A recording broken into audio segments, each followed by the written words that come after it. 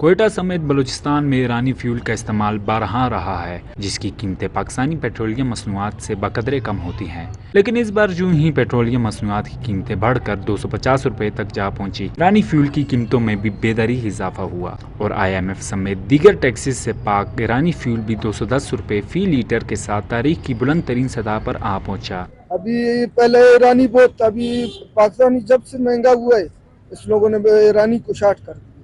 اب یہ ایرانی اتنا نہیں مل رہا ہم لوگوں کو، ابھی لے رہے ہم لوگ 225 کا، 227 کا ہم لوگ بیچ گئے۔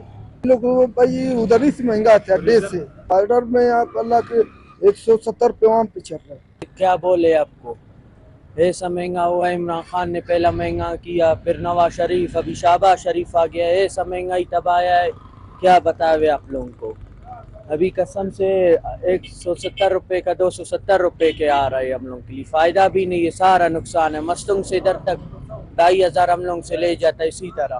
ابھی بہت مہنگا ہو گیا ہے، 200 کا پیٹرول ابھی دیکھنے بہت کم دے رہے ہیں۔ پاکستانی تو میرے واس کا نہیں ہے، پیٹرول رکشے چلاتے ہیں، سواری کو بولتے تو پیٹرول مہنگا ہے کم دیتے ہیں کرایہ۔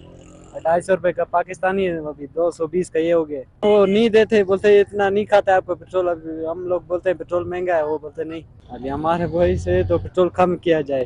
پاکستانی فیول پرائسز ہائیک کے بعد کوئٹہ میں ایرانی پیٹرول کی قیمتیں بھی جو ہے اچانک سے 175 سے 220 روپے جا پہنچی ہے۔ پاکستانی پیٹرول کی قیمتوں میں اضافے کے بعد ایرانی فیول سمگلر جو ہے انہوں نے ایک مصنوعی قلت پیدا کر کے پیٹرول کو کم کر دیا گیا، اس کی بھی قلت پیدا کر دی گئی ہے، اور یہاں پہ جو منی پمپس ہیں، جو مڈل کلاس جو طبقہ ہے اس کے استعمال میں جو آتا تھا، اب وہ بھی ان کی پہنچ سے دور ہو گیا ہے۔ محمد ابرار، واشنگٹن۔